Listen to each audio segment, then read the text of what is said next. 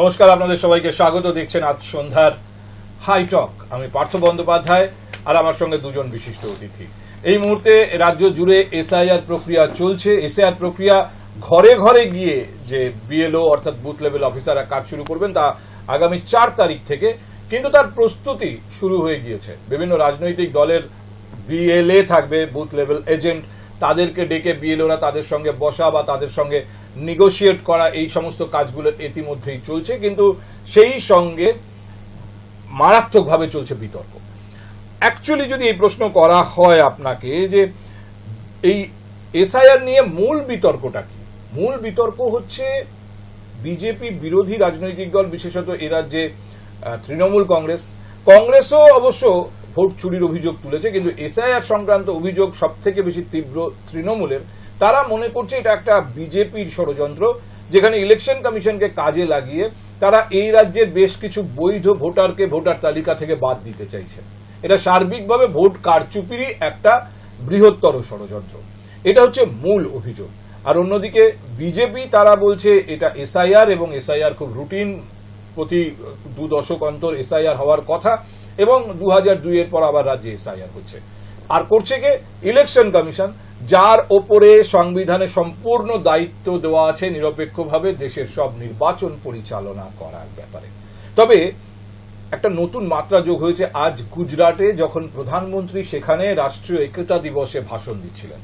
সেখানে তিনি ভারতবর্ষে অনুপ্রবেশকারীদের সম্পর্কে বক্তব্য রেখেছেন। অনুপ্রবেশকারীদের ঠেকানো কত জরুরি, এবং অনুপ্রবেশকারীদের ঠেকাবই, এ ব্যাপারে আমরা সমস্ত রকম ব্যবস্থা নিয়ে ফেলেছি। প্রধানমন্ত্রীর মুখে এই বক্তব্য আবার নতুন একটা মাত্রা জুড়েছে যে তাহলে এই অনুপ্রবেশকারী ঠেকানোর একটা বড় অংশ কি এসআইআর। আমরা আপনাদের দেখাবো, তার আগে আলাপ করিয়ে দিই যে দুজন বিশিষ্ট অতিথি আমার সঙ্গে আজ সন্ধ্যায় রয়েছেন। একদিকে রয়েছেন রাজ্যের শাসক দলের পক্ষে কথা বলার জন্য বিকাশ কর্মকার, তৃণমূল কংগ্রেসের সমর্থনে, আর অন্যদিকে বিজেপি প্রতিনিধি হিসেবে আজ আমাদের স্টুডিওতে রয়েছেন ডক্টর দেবজ্যোতি মজুমদার। আমি প্রধানমন্ত্রীর কথা বলছিলাম, প্রধানমন্ত্রীর মুখেই প্রধানমন্ত্রীর বক্তব্য আপনাদের শোনাবো। আজ গুজরাটে তিনি কি বলেছেন এই সম্পর্কে শুনুন। वोट बैंक की राजनीति के लिए राष्ट्र की सुरक्षा को जानबूझकर खतरे में डाला गया।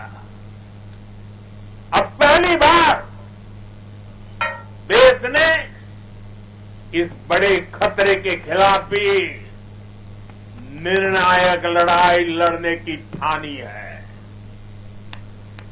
लाल किले से मैंने डेमोग्राफी मिशन का ऐलान किया है, लेकिन साथियों, अब आज जब हम इस विषय को गंभीरता से उठा रहे हैं तो कुछ लोग देश हित से ज्यादा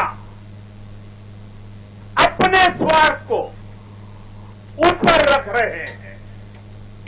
ये लोग घुसपैठियों को अधिकार दिलाने के लिए राजनीतिक लड़ाई लड़ रहे हैं। इनको लगता है कि देश एक बार टूट गया, आगे भी टूटता रहे, इनको कोई फर्क नहीं पड़ता। जबकि सच्चाई ये है कि अगर देश की सुरक्षा और पहचान खतरे में आएगी तो हर व्यक्ति खतरे में आएगा। इसलिए हमें आज राष्ट्रीय एकता दिवस पर फिर से संकल्प लेना है। हम भारत में रह रहे हर घुसपैठियों को बाहर निकाल करके ही रहेंगे।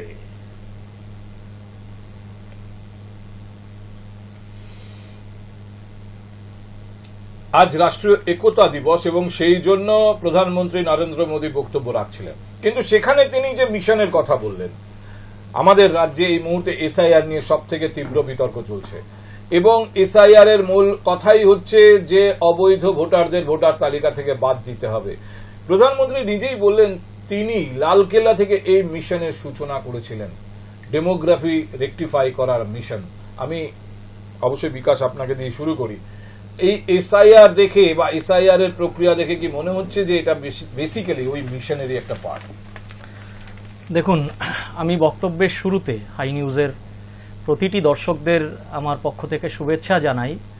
তবে তার সাথে আমি পশ্চিমবঙ্গের এসআইআর-এর রাজনৈতিক এসআইআর, এটাকে আমাদের দল মনে করছে রাজনৈতিক এসআইআর, এবং সেই রাজনৈতিক এসআইআর-এর দুজন বলি, পানিহাটির প্রদীপ কর, বীরভূম ইলামবাজারের ক্ষিতীশচন্দ্র মজুমদারের প্রতি শ্রদ্ধা জানাই। তার সাথে আমি দ্রুত আরোগ্য কামনা করি বীরভূমের দিনহাটার খৈরুল শেখেরও। এক্ষেত্রে আমি প্রধানমন্ত্রীর বক্তব্যের সূত্র ধরে বলতে পারি, সীমান্তবর্তী যে রাজ্যগুলো রয়েছে, আসলে ঘুসপেটিয়া, রোহিঙ্গা ইত্যাদি এই সমস্ত বিভিন্ন কথা তো প্রধানমন্ত্রী বলছেন তাই নয়, তার সাথে কিন্তু বিজেপির ছোট বড় বিভিন্ন নেতারাই বলছেন। আমার তাদের কাছে দাবি হচ্ছে, তৃণমূল কংগ্রেস বলছে না, আমার তাদের কাছে দাবি, তৃণমূল কংগ্রেস মনে করে ঘুসপেটিয়া নেই না, আমি সেই বিষয়েই আসছি।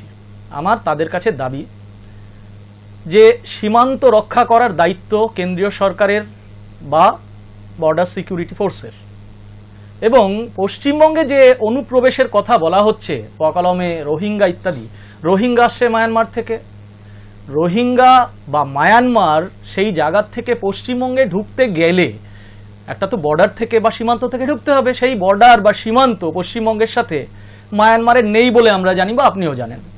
যে কটি সীমান্তবর্তী রাজ্য রয়েছে তার মধ্যে মণিপুর রয়েছে, নাগাল্যান্ড রয়েছে, মিজোরাম রয়েছে, অরুণাচল প্রদেশ রয়েছে। আপনারা কোথাও দেখেছেন যে এই রাজ্যগুলোতে এসআইআর হচ্ছে বা বিভিন্ন ধরপাকড় হচ্ছে? তা তো হচ্ছে না। পশ্চিমবঙ্গে হচ্ছে, এসআইআর এর নাম করে বলা হচ্ছে এখানে ঘুসপেটিয়া আছে ইত্যাদি ইত্যাদি আছে। বিহারেও তাই হয়েছে। এবং যেই দায়টা তাদের, অর্থাৎ কেন্দ্রীয় সরকার বা বিএসএফ এর, সেই দায়টাকে বকলমে বিভিন্ন রাজ্য, বিরোধী শাসিত রাজ্য বা রাজনৈতিক দলের ঘাড়ে চাপিয়ে দেওয়ার একটা চেষ্টা পশ্চিমবঙ্গের উপরে, মূলত কারণ পশ্চিমবঙ্গ ছাড়াও আরো 11টা জায়গায় হচ্ছে, সেখানে অবিজেপি রাজ্য আছে, কিন্তু সেখানে এত বিতর্ক নেই। কারণ পশ্চিমবঙ্গেই 1 কোটি, 1.5 কোটি, 2 কোটি, আমি শেষ পর্যন্ত শুনেছি বিরোধী দলনেতার কাছে যে প্রথমে বলেছিল 1 কোটি, শেষ পর্যন্ত উনি ফিগারটা দাঁড় করিয়েছে 2 কোটি 30 বা 36 লক্ষের দিকে। এই জায়গাটা হয়তো এসআইআর এর মূল বিতর্কে ফেরত আসবো, কিন্তু আলোচনাটা আজকে শুরু করেছি প্রধানমন্ত্রীর বক্তব্য থেকে। প্রধানমন্ত্রীর বক্তব্য প্রসঙ্গে ডক্টর মজুমদার কি বলেন আমাদের শুনতে হবে। দেবজ্যোতি এসছেন বিজেপির প্রতিনিধি হিসেবে। প্রধানমন্ত্রী বলছেন যে অনুপ্রবেশকারীদের আমরা তাড়াবই। আবার এসআইআর এর আগেও হয়েছে, এসআইআর নিঃসন্দেহে রুটিন প্রক্রিয়া, কিন্তু আগের যে এসআইআর হয়েছে কজন টের পেয়েছেন যে এসআইআর চলছে? আর এবার যে এসআইআর হচ্ছে কে পাননি, এরকম একজনও পাওয়া যাবে না যিনি এসআইআর এর নাম শোনেননি বা তাই নিয়ে আলোচনা শোনেননি। ফলে এই দুটোর মধ্যে একটা কোয়ালিটেটিভ ডিফারেন্স আছে। এই কোয়ালিটেটিভ ডিফারেন্সের কি ওই মিশনের ফল, যে মিশনের কথা প্রধানমন্ত্রীর মুখে শুনলাম? এটা শুধু সেই মিশনের ফল নয়। প্রথম কথা হচ্ছে যে আমাদের 12খানা ইউনিয়ন টেরিটরি প্লাস স্টেট মিলিয়ে এসআইআর করা হচ্ছে। তার মধ্যে আপনারা যদি দেখেন সেটির মধ্যে 6টাই কিন্তু বিজেপি শাসিত। আমরা তো নিজেদের জায়গাতেই বলছি যে এসআইআরটাকে করা উচিত সিস্টেমিক, এটার নামটা হচ্ছে সিস্টেমিক ইন্টেন্সিভ রিভিউ। সিস্টেমিক মানে কি? যেটা ক্ষণে ক্ষণে হতে থাকবে। এটা খালি আজকের কথা না, আগেও হয়েছে, পরবর্তীকালেও হবে। ঠিক আছে, আমাদের যখন নিজেদের রাজ্যে, বিজেপি শাসিত রাজ্যে আমরা যখন সেটাকে করতে পারছি, রাহুল গান্ধী তো নিজে বলছেন যে এখানে ওখানে ভোট চুরি হচ্ছে, মমতা ব্যানার্জি বলছেন এখানে ওখানে ভোট চুরি হচ্ছে, ইভিএম এই হচ্ছে সেই হচ্ছে। সেটা থেকেও বড় কথা, মমতা ব্যানার্জির দল, অভিষেক ব্যানার্জি বলছেন, কুণাল ঘোষ বলছেন যে অ্যাকচুয়ালি বিজেপির পার্টি অফিসে পরিকল্পনা তৈরি হয়েছে, সেই পরিকল্পনা পশ্চিমবঙ্গে বাস্তবায়িত হচ্ছে থ্রু ইলেকশন কমিশন। এইগুলো যখন ওনারা বলে যাচ্ছেন তখন আপনার এই রিভিউয়ের আপত্তি কেন? যারা যারা এই রিভিউয়ের কাজ কি? Inclusion criteria. সিএ এনআরসি কাজ কি? Inclusion criteria. লোককে খালি ভুলভাল ভয় দেখাচ্ছে সিপিএম আর তৃণমূল কংগ্রেস আর কংগ্রেস যে আপনাকে তাড়িয়ে দেওয়া হবে, আপনাকে বার করে দেওয়া হবে। এই যে প্রদীপ বাবু, ওনার প্রতি আমি সমবেদনা রেখেই বলছি, এই প্রদীপ বাবুকে যদিও এটা সত্য ঘটনা কিনা এখনো অবধি জানা যায়নি, কারণ চন্দ্রিমা ভট্টাচার্যের কাছেও বলা হয়েছিল, এই প্রশ্নকেই তুলে ধরা হয়েছিল যে একটি মানুষ যার ডান হাতে 4টে আঙুলই নেই, সে ডান হাতে চিঠিটাকে লিখলো কি করে। না, সে তো কুণাল ঘোষ জবাব দিয়েছেন, বলেছেন আমি একসময় বাঁ হাতে লিখতাম। না সে ঠিক আছে, এইবার ওনার পরিবারের লোক সেটাকে তুলেছেন কথা, ঠিক আছে, তার মানে পরিবারের লোক নিশ্চয়ই জানেন যে উনি ডান হাতে লিখতেন না বাঁ হাতে লিখতেন, সেটা তো আমাদের তোলা প্রসঙ্গ নয়। বক্তব্যটা হচ্ছে যে বক্তব্যটা হচ্ছে আপনাদের এরকম কি হতে পারে যে এসআইআর এর আতঙ্কে কেউ সুইসাইড করছে, এটাই আপনারা মানতে চাইছেন? না, বক্তব্যটা হচ্ছে এটাই নয়। এসআইআর নিয়ে আমাদেরকে কটা জায়গায় বক্তব্য রাখতে দেখেছেন? বক্তব্য যা রাখছে সিপিএম রাখছে, তৃণমূল কংগ্রেস রাখছে, আর কংগ্রেস রাখছে। এটাই কি তারা যাদের কথা প্রধানমন্ত্রী বললেন যে কুছ লোক পলিটিক্যাল রিজন তারা ঘুষপেটিয়াদের আটকে রাখতে চায়, তাদেরকে সেফ রাখতে চায়? একদমই সেটাই হচ্ছে কারণটা হচ্ছে যে আমাকে নিজের পদ বাঁচাতে গেলে একখানা লোককে একখানা মিথ্যাচার দিতে হবে, কারণ আমার কাছে তো আচারের মতো কিছু নেই, না আছে চাকরি, না আছে ইন্ডাস্ট্রি, না আছে কিছু। মিথ্যাচার ছাড়া আমি সেই সরকারকে চালাবো কি করে? আমাকে যদি ভোট ব্যাংক কালেক্ট করতে হয়, নয় আমাকে রাস্তাঘাট ঠিক করতে হবে, নয় আমাকে চাকরি দিতে হবে, নয় এসএসসি কেলেঙ্কারি থেকে বেরিয়ে আসতে হবে, নয় এই যে ইডি হচ্ছে আলিপুরে সেখানে আমাকে জবাব দিতে হবে। কোনো জায়গায় দেখবেন না এদের মুখে কোনো জবাব আছে। এসআইআর কে সামনে রেখে বাঁচতে চাইছে এই এসআইআর কে খালি বলে চলেছে যে এখানে আমি এটা politically it's a very very good point, because যে তৃণমূল কংগ্রেস এসআইআর নিয়ে এত হইচই করার একটা অন্যতম কারণ, অন্য যে গুরুত্বপূর্ণ বিষয়গুলোতে তৃণমূল কংগ্রেসের বলা যায় রীতিমতো মুখ পুড়েছে, সেই সমস্ত বিষয়গুলো, সেই সমস্ত ইস্যুগুলো থেকে পাবলিক মাইন্ড আপনারা সরিয়ে এসআইআর এর দিকে নিয়ে যেতে চাইছেন। 2002 সালে এসআইআর এর জন্য সবচেয়ে বেশি পার্লামেন্টে হইচই, কাগজ ছুঁড়ে ফেলা সবকিছু করেছিলেন মমতা ব্যানার্জি। আমাদের মাননীয় মুখ্যমন্ত্রী 2002 সালে যিনি তখন বলেছিলেন যে এসআইআর করা উচিত, হঠাৎ করে তিনি যখন পাওয়ারে রয়েছেন সেই সময় এসআইআর করা যাবে না কেন? আমরা যেখানে পাওয়ারে রয়েছে আমরা বলছি যে এসআইআর করুন। আমরা চাই যে সকলে জানুক যে একখানা গণতান্ত্রিক পদ্ধতিতে আমরা ইলেকশন কমিশনের থ্রু। আপনার এই পয়েন্টের উপরে আমি একটু বিকাশের বক্তব্য শুনি যে ভাগ্যিস এসআইআর ছিল, ভাগ্যিস এসআইআর হচ্ছিল, তাই তৃণমূল কংগ্রেসের একটা এসকেপ রুট আছে, যে নিয়োগ দুর্নীতি বলুন, রেশন দুর্নীতি বলুন, হাজারো একটা দুর্নীতির যে অভিযোগ, যে ইস্যু, সেই ইস্যু থেকে পাবলিক মাইন্ড আপনারা ঘুরিয়ে এসআইআর এর দিকে নিয়ে যাচ্ছেন। আচ্ছা, এই বিষয়ে আমি বলছি, কিছু প্রশ্ন তুললেন আমার বন্ধু বিজেপির, যে চাকরি, কর্মসংস্থান, রাস্তাঘাট ইত্যাদি। আমি পার্থদাকে অনুরোধ করব এই বিষয়ে কোনো একদিন অনুষ্ঠান করতে, আমি সেই বিষয়ে জবাব দেব, এবং সেই বিষয়ে আমি তৈরি হয়েই জবাবটা দেব, পুরো পুঙ্খানুপুঙ্খ আলোচনা হোক সেই দিন। তবে এসআইআর হচ্ছে, আগে এসআইআর 2002 সালে হয়েছে, মমতা বন্দ্যোপাধ্যায় এসআইআর এর নাম করে নাকি ইত্যাদি ইত্যাদি কাগজ ছুঁড়ে ফেলেছে, অর্ধ সত্য কিন্তু ভয়ঙ্কর। মমতা বন্দ্যোপাধ্যায় নিশ্চয়ই বলেছেন, পার্লামেন্টে দাঁড়িয়ে প্রতিবাদ জানিয়েছিলেন যে ভারতবর্ষের মধ্যে বা পশ্চিমবঙ্গে বেশ কিছু অবৈধ ভোটার ঢুকছে, এবং সেক্ষেত্রে পশ্চিমবঙ্গ সরকার এবং কেন্দ্রীয় সরকার এই জায়গাটা যাতে নজর দেয়, এই বিষয়টা নিয়ে সেখানে এসআইআর এর কোনো উল্লেখ ছিল না, এবং সেটি নির্বাচন কেন্দ্রিকতা করে ছিল না। এবার রইল পশ্চিমবঙ্গে দুর্নীতি। আমি একটুখানি বলেনি, আমি কিন্তু বলার সুযোগ ছিল, আমি বলিনি, কারণ কারোর বলার সময় বলাটা না। আমি বললাম কি যে আমার প্রশ্নের বা আমার উত্তরের প্রেক্ষিতে আপনি নিশ্চয়ই বলতে পারবেন, সুযোগ তো পাবেন, পার্থদা দেবে, সকলকেই দেবে, আমাদেরকেও যেরকম ভাবে দিচ্ছে। তো যাই হোক, যখন পশ্চিমবঙ্গ সম্পর্কে বিভিন্ন দুর্নীতি নাকি সমস্ত জায়গাতে রয়েছে, তো আমার কাছে প্রশ্ন হচ্ছে, আদালত তৃণমূল কংগ্রেসের নয়, কেন্দ্রীয় এজেন্সি তৃণমূল কংগ্রেসের নয়, সিবিআই, ইডি ইত্যাদি কোনোটাই তৃণমূল কংগ্রেসের নয়, সমস্ত কিছু কেন্দ্রীয় সরকারের, বা আদালত তো একটা অটোনোমাস বডি। আজ পর্যন্ত তৃণমূল কংগ্রেসের অভিযোগ এসছে, অভিযোগ অস্বীকার করার কোনো জায়গা নেই, অভিযোগ নিশ্চয়ই এসছে, আসতেই পারে, প্রত্যেকটা রাজ্যের ক্ষেত্রে অভিযোগ আসে, বিজেপি শাসিত রাজ্যেও অভিযোগ ভুরি ভুরি আছে, কিন্তু আমরা তখন কোনো একটা সরকার বা কোনো একটি দলের প্রতি আঙুল তুলতে পারি যখন সেই অভিযোগ প্রমাণ হয়। কিন্তু আপনারা যখন বিজেপির উপরে আঙুল তুলছেন, কোথায় প্রমাণিত হয়েছে যে এই পরিকল্পনা বিজেপির কারখানায় তৈরি হয়েছে, বিজেপির পার্টি অফিসে তৈরি হয়েছে এবং ইলেকশন কমিশনের মাধ্যমে এক্সিকিউট? প্রমাণটা দেখুন, প্রমাণটা ওইভাবে প্রমাণটা নয়, তবে হ্যাঁ তার ইঙ্গিতটা ওইভাবে প্রমাণ নয়। না, তার ইঙ্গিতটা আমরা কিভাবে পেয়েছি সেটা আপনাকে বলি। ধরুন আমাদের দলের প্রশ্ন আসছে না সেখানে, যখন বিহারে এই এসআইআর হয়েছে সেখানে বিভিন্ন প্রশ্ন বিরোধী দলের থেকে করা হয়েছে নির্বাচন কমিশনকে, তার জবাবটা কার থেকে এসেছে? বা আজকেও যে বিতর্ক হচ্ছে, নির্বাচন কমিশনের থেকে কোনো রকম জবাব আসছে না, আসছে কার থেকে? আসছে বিজেপি থেকে। অর্থাৎ কোনো না কোনোভাবে এসআইআর মানে নির্বাচন কমিশনকে বাঁচানোর দায়, ভুল ত্রুটি সকলের হতে পারে, নির্বাচন কমিশনেরও হতে পারে, কিন্তু তাদেরকে বাঁচানোর দায় কেন শুধুমাত্র বিজেপি দলের? এইখানেই প্রশ্ন। বিজেপির মুখপাত্ররা নির্বাচন কমিশনের মুখপাত্র, অবশ্যই এটা আমার কথা না, এটা আপনারা দেখেছেন বিভিন্ন সংবাদ মাধ্যমে। আচ্ছা, আমি একটু দেবজ্যোতি আপনার কাছে শুনি, আপনি তো বিজেপির মুখপাত্র হিসেবে এসেছেন, বিজেপির মুখপাত্রদেরকে এখন অ্যাডিশনাল দায়িত্ব দেওয়া হয়েছে, প্রয়োজনে আপনারা নির্বাচন কমিশনের মুখপাত্র হিসেবে কাজ করুন। প্রথম কথা হচ্ছে আমরা খালি একমাত্র সত্যেরই ধারধারি, ঠিক আছে? উনি যেটাকে বললেন, আমার বন্ধু যেটাকে বললেন তৃণমূলের মুখপাত্র, যে মমতা ব্যানার্জি কিন্তু ক্লিয়ার কাট তখনও বলতেন যে অনুপ্রবেশ হচ্ছে, কিন্তু আমি যখন ওনাকে কাটতে চেষ্টা করলাম উনি কিন্তু সেটা হ্যাঁ কি না বললেন না। উনি যখন 2002 সালে জানতেন অনুপ্রবেশ হচ্ছে, 2025-এ হচ্ছে না, বন্ধ হয়ে গেছে কেন?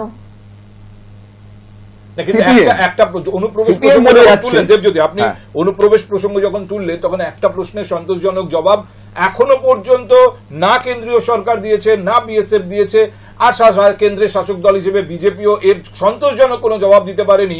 যদি সত্যি অনুপ্রবেশ ঘটে, 2014-এ প্রধানমন্ত্রী হয়েছেন নরেন্দ্র মোদী, আমি 2 বছর ওনাকে রিয়েলাইজ করার জন্য ছেড়ে দিলাম যে 16 অব্দি ওনার হয়তো গুছিয়ে নিতে সময় লেগে থাকতে পারে, কিন্তু তারপরে উনি এমন কোন নিশ্ছিদ্র বর্ডার সিকিউরিটির ব্যবস্থা করতে পারতেন যাতে এই অনুপ্রবেশ বন্ধ হয়। আজকে 2025 সালে এসে ওনার ঘুম ভাঙছে যে ডেমোগ্রাফি নষ্ট হয়ে যাচ্ছে দেশের। তা ডেমোগ্রাফি যখন নষ্ট হচ্ছিল এটা উনি 16-17 সালেই জানতেন, ততদিনে হয়তো কিছু অনুপ্রবেশ হয়েছে, কিন্তু বাকি আর যাতে না হয় সেজন্য তিনি দরজা বন্ধ করার চেষ্টা করতে পারতেন। এই প্রশ্নের উত্তর কিন্তু কেউ দিচ্ছে না। আমি এখন ছোট এই প্রশ্নটার উত্তরই দিচ্ছি। এখনো অব্দি পশ্চিমবাংলার মানুষ বুঝতে পারছে না যে কিভাবে অনুপ্রবেশ হচ্ছে, কতটা দ্রুত গতিতে অনুপ্রবেশ হচ্ছে, কারণ তারা এই জিনিসটা এখনো অব্দি ফেস করেনি। কলকাতাবাসী তো, আমি তো কলকাতাবাসী। কি করে বিএসএফ বলে একটা বস্তু আছে বর্ডারে, অবশ্যই তারা 24/7 ডিউটি করেন বর্ডারে, সেটা অবশ্যই আছে। সে হয়তো দুদিকেই ভুল ত্রুটি কিছু না কিছু আছে, সেটাকে অমান্য করার জায়গা নেই, কিন্তু মূল বক্তব্যটা হচ্ছে যে খালি প্রধানমন্ত্রী যে দেখছেন বুঝছেন না, সিগারেট বিক্রি বন্ধ না করে শুধু বিজ্ঞাপন করা সিগারেট খেলে শরীরের ক্ষতি হয়, তাই তো হয়। কিন্তু সিগারেট বিক্রিটা বন্ধ করলে কিন্তু সিগারেট খাওয়া কমে যেত, সেটা সরকার করবে না, কারণ ওখান থেকে টাকা আসে।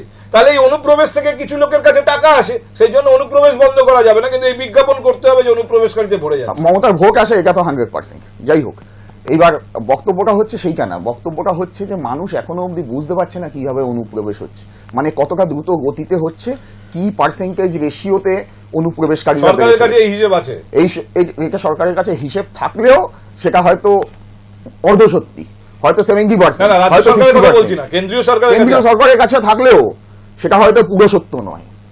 কারণ আপনি যতক্ষণ না এসআইআরটাকে করতে পারছেন, আপনার কাছে যদি তথ্য থাকেই যে এতটাই আমার কাছে রয়েছে, তাহলে তো আমার এসআইআর করার দরকার পড়ে না।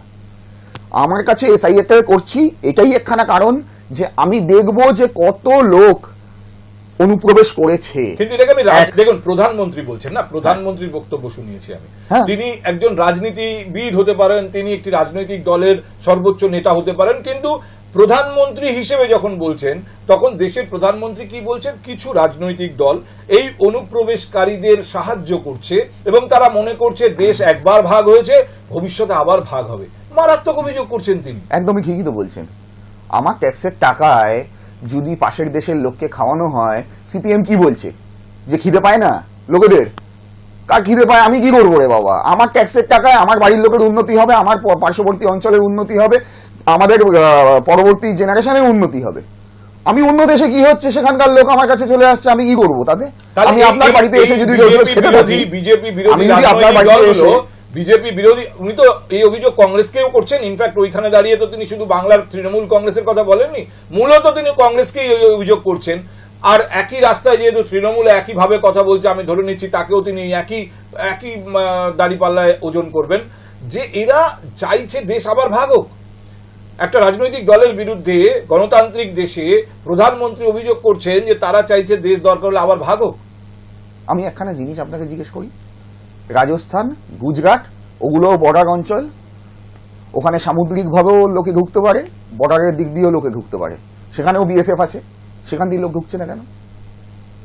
বিকাশ, আচ্ছা যাই হোক, আমি শুনছিলাম আলোচনা, আমার শুধু মনে হচ্ছে যে বিএসএফ বলে কোনো বস্তু নেই আসলে ভারতবর্ষে। যদি থাকতো তার দায়ে তৃণমূল কংগ্রেস, বিজেপি, কংগ্রেস, সিপিআইএম ইত্যাদি দলের ঘাড়ে পড়তো না। তো যাই হোক, ভালো কথা। প্রধানমন্ত্রীর অভিযোগের গুরুত্বটা বোঝার গুরুত্বটা এবার আমি বলছেন, এই দলগুলো চায় দেশ আবার ভবিষ্যতে ভাগ হোক। হ্যাঁ, আমি ওই বিষয়ে আসছি পার্থদা। ব্যাপার হচ্ছে যে অনুপ্রবেশ, আমার ট্যাক্সের পয়সা বিদেশ থেকে আসবে, তারা কেন খাবে ইত্যাদি কথা আমার বিজেপির বন্ধু বললেন। আচ্ছা, আমি যদি খুব না ভুল হই, একটি আইন আনার কথা বা আইন এনেছেন সম্ভবত, সিএ, শুধুমাত্র মুসলিম ছেড়ে বিশ্বের বিভিন্ন ধর্মাবলম্বী মানুষজনকে আমরা যেচে আহ্বান করছি, আসো আমার দেশে ঢোকো, আমার রোজগার, আমার ট্যাক্সের পয়সায় তোমরা খেয়ে যাও। ভাই পরিষ্কার কথা, তাতে আমার দেশ ভাঙবে না, কোনো টুকরো হবে না, কোনো সিপিএম, বিজেপি, তৃণমূলের দায়ও নিতে হবে না। আমি একজন প্রধানমন্ত্রী হয়ে, দেশের রক্ষাকর্তা হয়ে আমি আহ্বান জানাচ্ছি। আমার কি সেই আর কোন রকম নৈতিক সেই জায়গাটা থাকে আমি এই অনুপ্রবেশ নিয়ে এই সমস্ত কথা বলার? তাহলে কি শুধুমাত্র মুসলিমদের ক্ষেত্রে এই কথাটুকু আমি বাঁধিয়ে রেখে দিচ্ছি, যেহেতু মুসলিম হিন্দু এই ধর্মের ভোট ব্যাংকটা চলে, ভোট ব্যাংক রাজনীতিটা। হিন্দু মুসলিম ইস্যুতে দেশ ভাগ হয়েছিল, হিন্দু খ্রিস্টান ইস্যুতে হয়নি না, হিন্দু ঈসাই মানে ইহুদি ইস্যুতে হয়নি, হিন্দু মুসলিম ইস্যুতে একদম।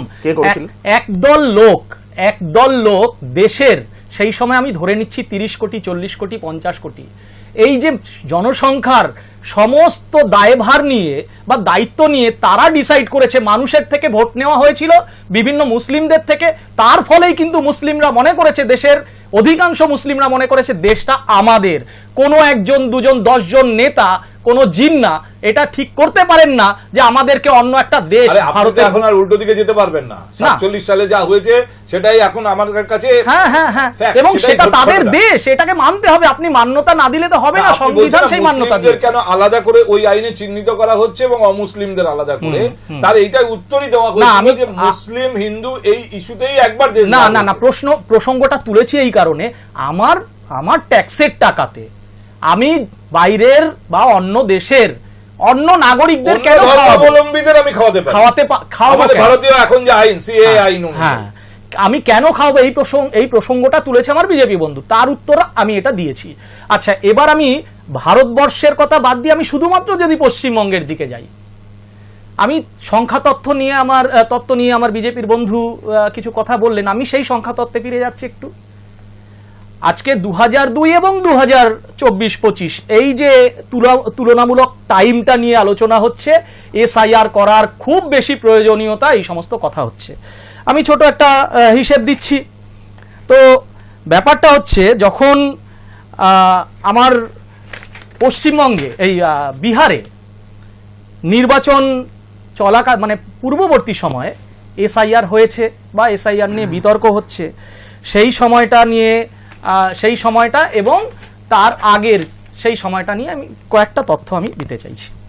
আচ্ছা, 2002-03 এই সময়টা, যেই সময়টা নেটে সার্চ করলে, গুগল সার্চ করলে পেয়ে যাবে আমার বিজেপি বন্ধু বা দর্শকরা, ওই সময়টা বিজেপি বিহারের যে ভোটার সংখ্যা ছিল 4,96,00,000। এটা আমাদের কথা না, নির্বাচন কমিশনের তথ্য। যেই সময়টাতে পশ্চিমবঙ্গের ভোটার সংখ্যা ছিল 4,57,00,000, 2002, মানে প্রায় সমান। এবং তারপরে বিহারে এসআইআর হয়েছে, এসআইআর পরবর্তী সময় একটা ফিগার দিয়েছে নির্বাচন কমিশন। সেই ফিগারটা কত? সেই ফিগারটা হচ্ছে 7,42,00,000। মনে রাখবেন, হ্যাঁ, 7,42,00,000। এবার আমি পশ্চিমবঙ্গের দিকে যাচ্ছি। পশ্চিমবঙ্গের নির্বাচন হয়েছে, এসআইআর হয়নি এখনো, নির্বাচন হয়েছে 2024 সালে। মোট ভোটার সংখ্যা কত?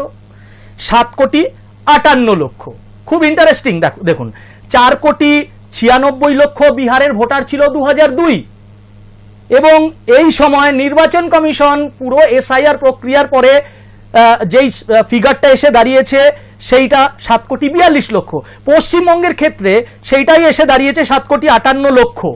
আপনি ভাবুন, এই যে 1.5 কোটি, 2 কোটি, 2.5 কোটি এই ফিগারটা যারা এসছে অনুপ্রবেশকারী, এইটা যদি সংখ্যাতত্ত্বের রেশিওতে ভাগ করি, বিহারের ক্ষেত্রে যদি এই সেম রেশিওটা থাকে সমস্ত এসআইআর এর পরে, তাহলে পশ্চিমবঙ্গটা কি ভারতবর্ষের মানে বিহার ইত্যাদি রাজ্যের বাইরে? আপনার পয়েন্ট হচ্ছে বিহারে ভোটার সংখ্যা বৃদ্ধির যে হার, পশ্চিমবঙ্গ তাই, সেই হারটাকে অ্যাপ্লাই করলে বিফোর এসআইআর পশ্চিমবঙ্গে ভোটার সংখ্যা তাই আছে। অর্থাৎ বিহারে এসআইআর করে কিছু মানুষের নাম বাদ দিয়ে যখন ফাইনাল ভোটার লিস্ট হয়েছে, তাতে বৃদ্ধি পেয়ে যে জায়গায় এসে ভোটার সংখ্যা দাঁড়িয়েছে, একদম পশ্চিমবঙ্গের ভোটার সংখ্যা অলরেডি সেখানেই দাঁড়িয়ে আছে, তার থেকে বেশি নয়। কাজে এখানে এসআইআর করে এটাকে আরো কমানো এবং 1 কোটি 1.5 কোটি বাদ দেওয়া, এটা একটা রাজনৈতিক প্রক্রিয়া, একটা রাজনৈতিক পরিকল্পনা। এটা আপনার মূল অভিযোগ। এই জবাব আমি দেবজ্যোতি আপনার কাছ থেকে নেব, কিন্তু তার আগে একটা ছোট্ট বিজ্ঞাপন, এবং আমি এই বিষয়ে কিন্তু কিছু তথ্য দেব। আচ্ছা, আমরা ফিরে আসছি আলোচনায়। আগে আমি দেবজ্যোতির জবাব শুনবো। একটা ছোট্ট বিজ্ঞাপন বিরতির পর ফিরছি, সঙ্গে থাকুন।